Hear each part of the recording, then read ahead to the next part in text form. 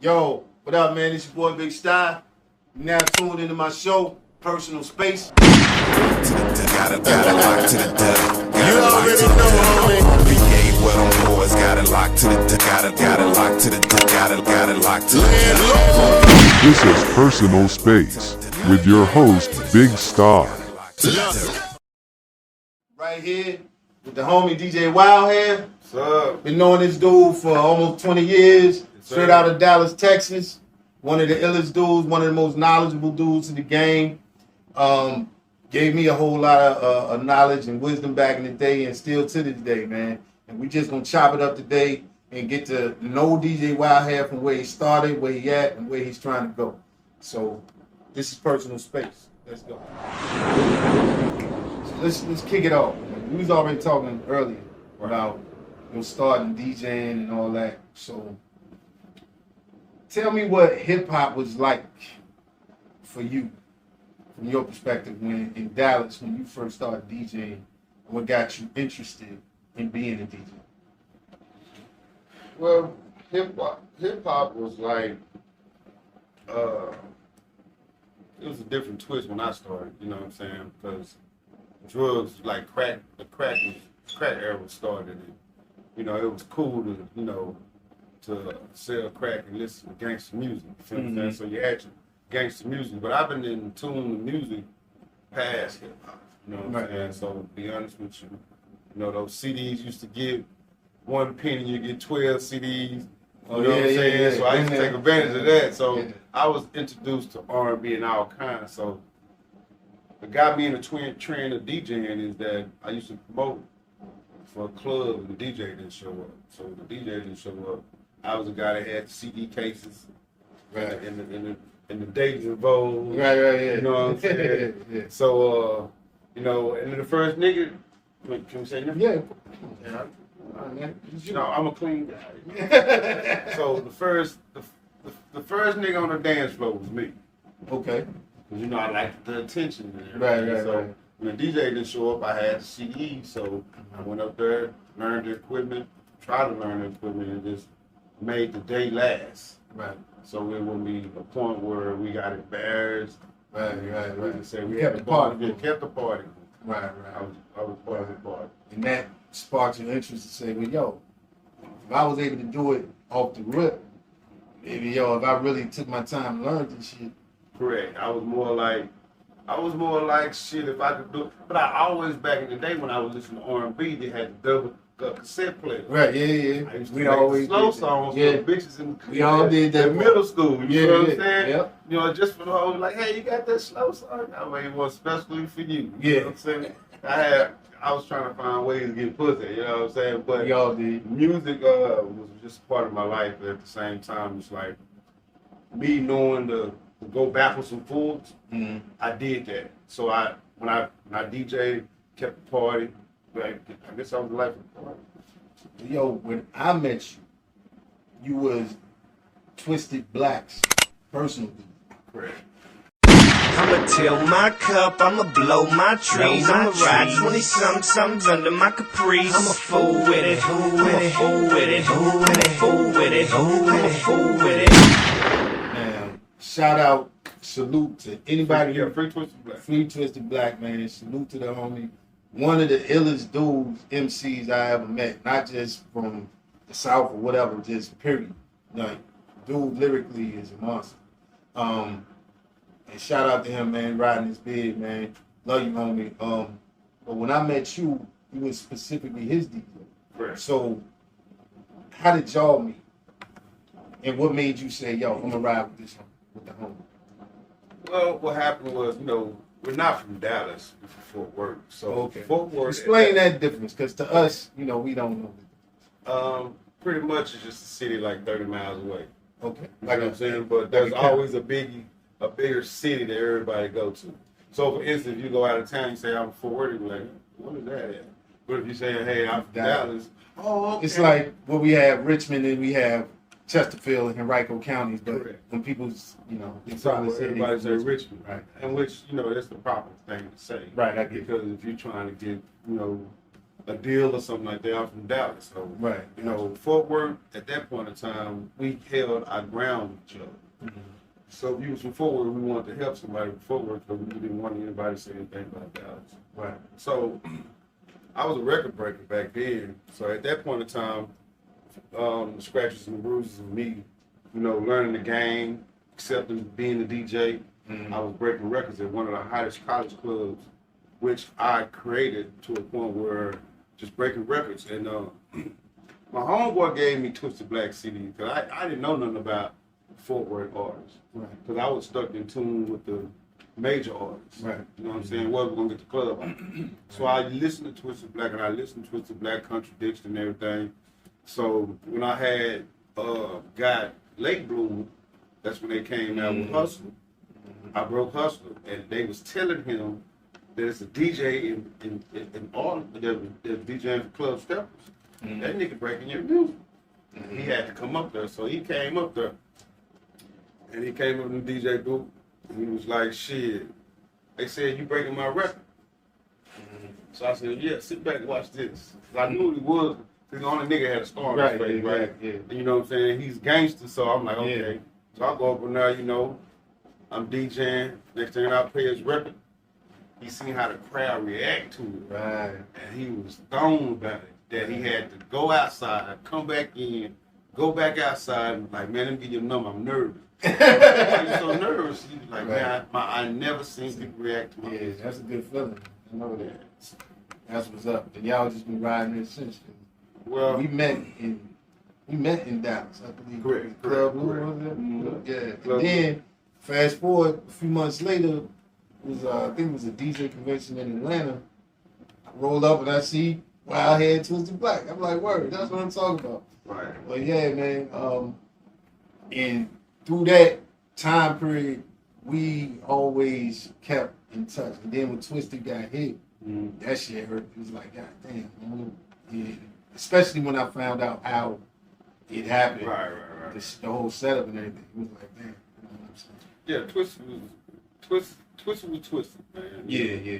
He was when I first, you know, ended up going as entertainment DJ for him, which was something that was new for me to be on the road. But I brought the party like to the show, and the show went on for a point where we got a deal, TVT. So that was the thing. And right when didn't all that happen right when the deal was going through or something like that? it happened like right before. 'Cause I saw an article in XXL or something about the situation. I was like, word.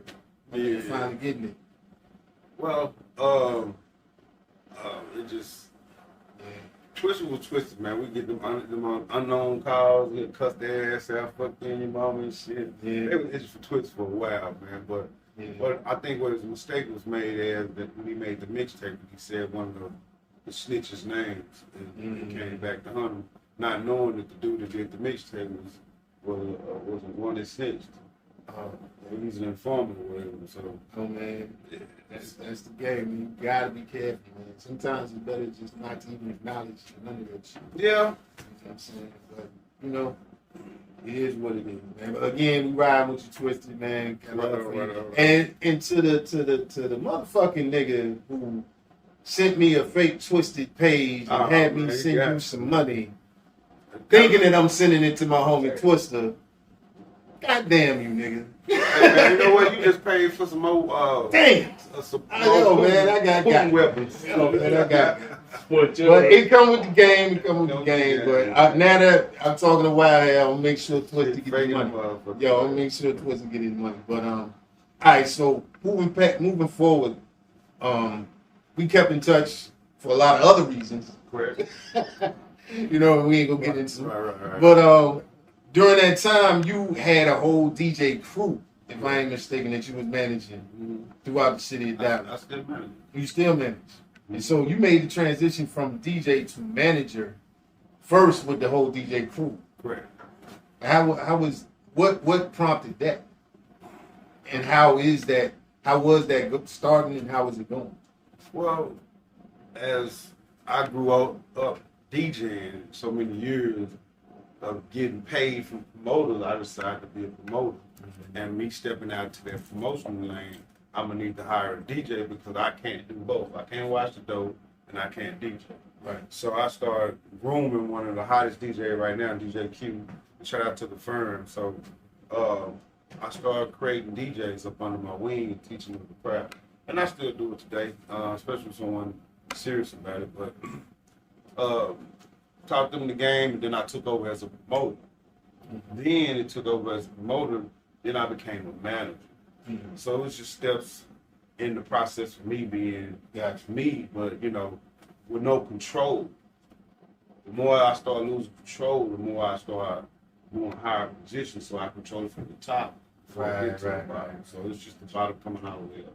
That's what's up. Hey, that's the way to be, man. So now you say you still manage the DJ crew, and now you're managing Bubba Dub as well.